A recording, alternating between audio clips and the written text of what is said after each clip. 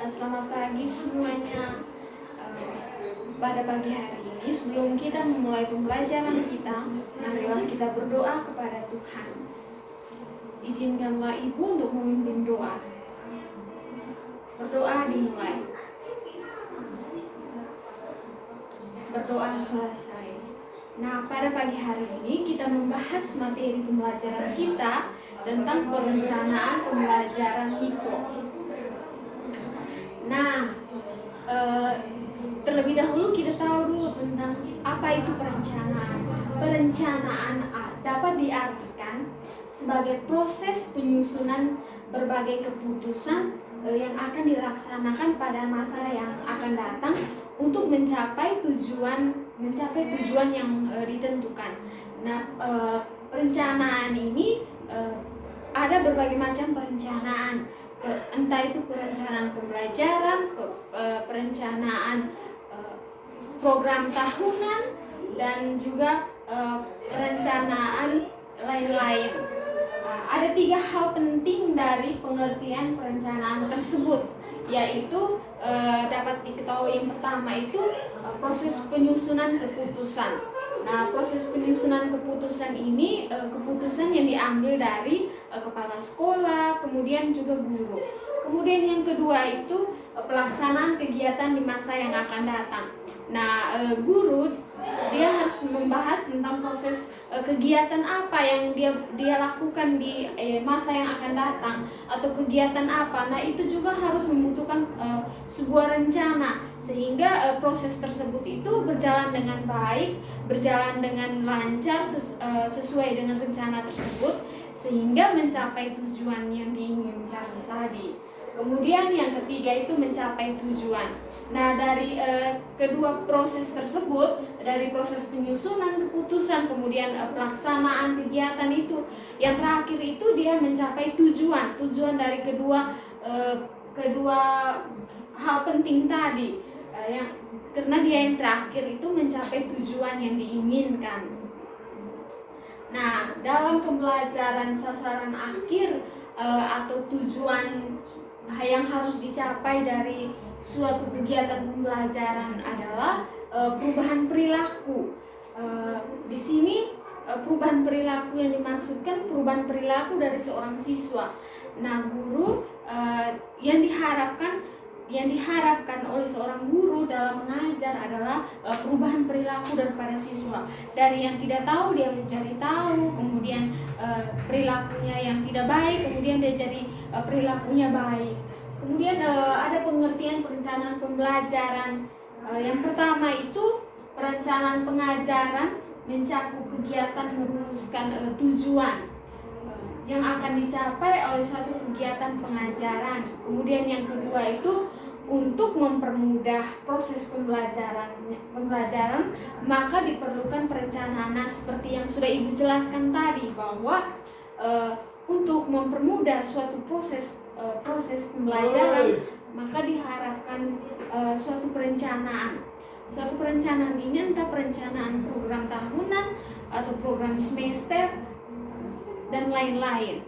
Kemudian yang ketiga itu ada perencanaan pembelajaran sebagai pedoman mengajar bagi guru atau calon guru dan pedoman belajar bagi siswa. Nah, di sini perencanaan yang dimaksudkan di sini seperti RPP. Itu menjadi RPP dan silabus. Itu menjadi suatu pedoman atau pegangan bagi seorang guru atau calon guru dalam mengimplementasikan dia punya materi di dalam kelas. Kemudian yang terakhir itu ada perencanaan pembelajaran merupakan acuan yang jelas dan sistematis. Nah, perencanaan pembelajaran di sini tidak dibuat sembarang-sembarang atau asal-asal, tetapi dia sebagai acuan yang jelas dan sistematis, sehingga dapat dipahami dan dijalankan dengan baik. Kemudian ada unsur-unsur perencanaan pembelajaran. Pembelajaran adalah merupakan suatu sistem atau saling keterkaitan, memiliki keterkaitan antara satu dengan yang lain. Ada 4 unsur di sini. Yang pertama itu tujuan. Nah, pembelajaran itu harus memiliki tujuan, arahnya kemana. dia memiliki tujuan yang jelas. Kemudian isi atau materi di sini juga dia harus memiliki yang jelas materinya apa, dia punya temanya itu apa, sehingga anak-anak tersebut dapat memahami. Kemudian metode atau proses. Nah, metode yang digunakan di dalam kelas ini diterapkan oleh guru ini metode apa? Entah metode ceramah ataupun lain-lain. Kemudian prosesnya itu seperti apa dalam menyampaikan materi di dalam kelas. Kemudian ada evaluasi dan penilaian. Nah, evaluasi di sini memberikan umpan balik kepada siswa, memberikan pertanyaan-pertanyaan atau latihan. Kemudian guru juga yang terakhir itu memberikan penilaian.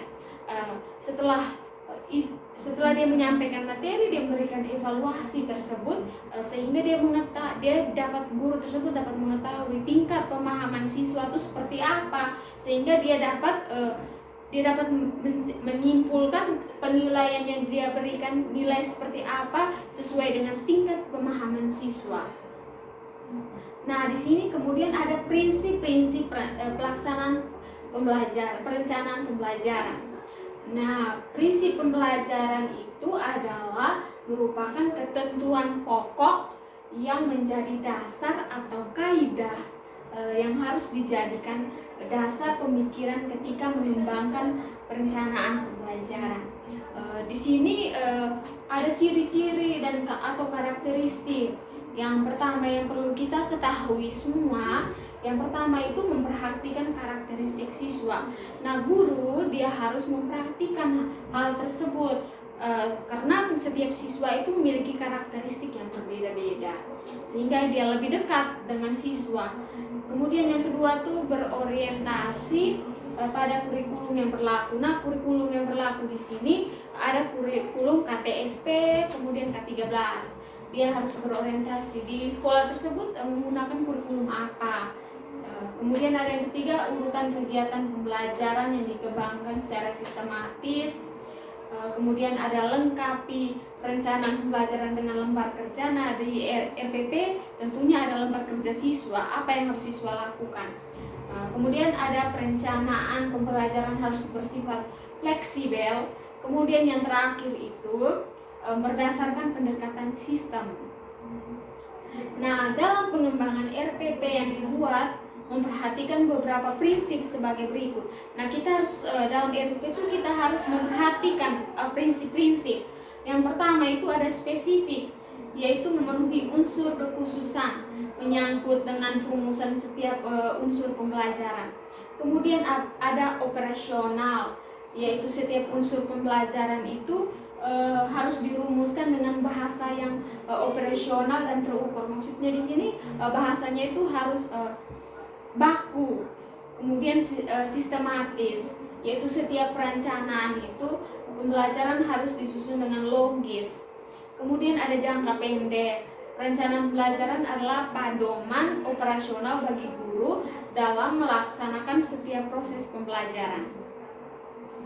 Dan di sini ada model perencanaan pembelajaran yang seperti yang harus kita ketahui itu pengembangan perencanaan pembelajaran pada dasarnya adalah mengembangkan setiap komponen pembelajaran, memproyeksikan harapan yang harus dicapai, kegiatan yang dilakukan, sarana dan fasilitas, serta proyeksi penilaian yang akan diterapkan. Yang pertama itu ada tujuan kompetensi yang akan dicapai. Nah, dalam RPP itu tentunya diterapkan kompetensi apa yang harus dicapai oleh siswa dalam pembelajaran.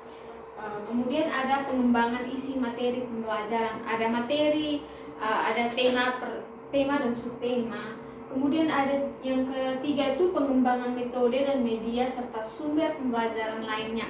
Dia menggunakan metode dan media seperti apa dalam pembelajaran. Kemudian yang terakhir itu pengembangan alat penilaian. Nah, di sini alat penilaian dia harus mengembangkan dari satu, contohnya dari pengembangan ada penilaian ini dia harus kembangkan lagi. Kemudian ada langkah-langkah pengembangan perencanaan pelaksanaan pembelajaran RPP. Nah, RPP itu eh, rencana pelaksanaan pembelajaran. Nah, tahap-tahap kegiatan pengembangan rencana pelaksanaan pembelajaran itu adalah merupakan proses atau prosedur kerja yang harus dilakukan oleh calon guru yang sudah calon atau yang sudah menyandang profesi guru ketika membuat perencanaan pembelajaran. Dan sini prosedur kerja, cara kerja pembelajaran adalah merupakan sebuah sistem yang karenanya mengembangkan rencana pembelajaran harus mencerminkan dari sistem tersebut, yaitu ketika merumuskan sistem komponen dalam rencana pembelajarannya itu antara satu komponen dengan lainnya itu harus memiliki keterkaitan atau memiliki keterkaitan yang sangat erat. Kemudian di sini ada tabel yang teman-teman atau adik-adik semua bisa lihat. Yang pertama itu ada langkah-langkah, ada kegiatan, kemudian sumber rujukan atau perhatikan. Di langkah-langkah yang pertama itu jenis kegiatannya menuliskan identitas mata pelajaran. Nah, di dalam RPP itu terdapat yang pertama itu cantumkan identitas bola, kemudian identitas mata pelajaran. Sumber rujukan di sini kurikulum atau silabus pembelajaran. Kurikulum yang digunakan di sekolah itu apa? KTSP atau K13. Kemudian yang kedua itu menuliskan standar kompetensi dan kompetensi dasar. Nah, di dalam RPP juga ada diterapkan itu. Kemudian sama dia punya sumber rujukan kurikulum atau silabus pembelajaran. Kemudian ketiga itu merumuskan indikator pembelajaran. Dia punya sumber rujukan sama. Kemudian yang keempat merumuskan tujuan pembelajaran. Kemudian dia punya sumber rujukan untuk kompetensi dasar dan indikator. Kemudian dia menentukan materi pembelajaran. Materi itu yang ditentukan tuh tema, subtema. Kemudian dia sumber rujukan tuh indikator, buku teks dan sumber lainnya. Dan situ diambil dari sumbernya itu diambil dari buku guru dan lain-lain. Kemudian yang keenam itu merumuskan kegiatan pembelajaran. Dia punya sumber rujukannya itu kompetensi dasar, indikator, tujuan dan metode yang digunakan. Kemudian menetapkan alat dan media dan sumber. Dia punya sumber rujukannya itu kompetensi dasar, indikator, materi dan juga KBM, kegiatan belajar mengajar. Nah, di sini yang ke-8 itu menentukan prosedur dan jenis evaluasi. Dia punya sumber rujukannya itu kompetensi dasar, indikator, materi dan juga kegiatan belajar mengajar.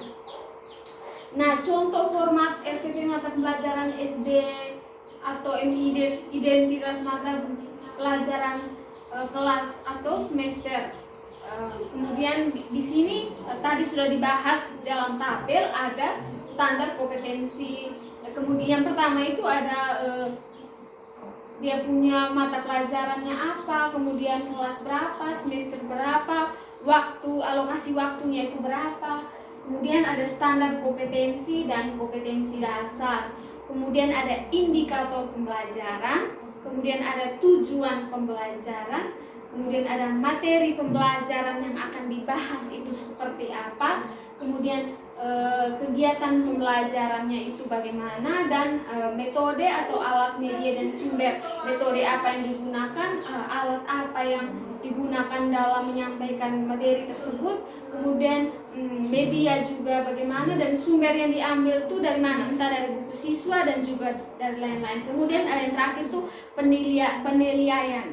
Penilaian di sini diambil dari kelima sumber tersebut. Nah, sekian penjelasan tentang materi yang sudah Ibu jelaskan pada hari ini. Ibu anggap semuanya, Ibu berharap semuanya mengerti dengan materi yang sudah Ibu jelaskan. Ibu mengajak anak-anak semua untuk menutup pembelajaran kita dengan berdoa. Berdoa dimulai. berdoa selesai. Selamat siang semua, sekian dan terima kasih.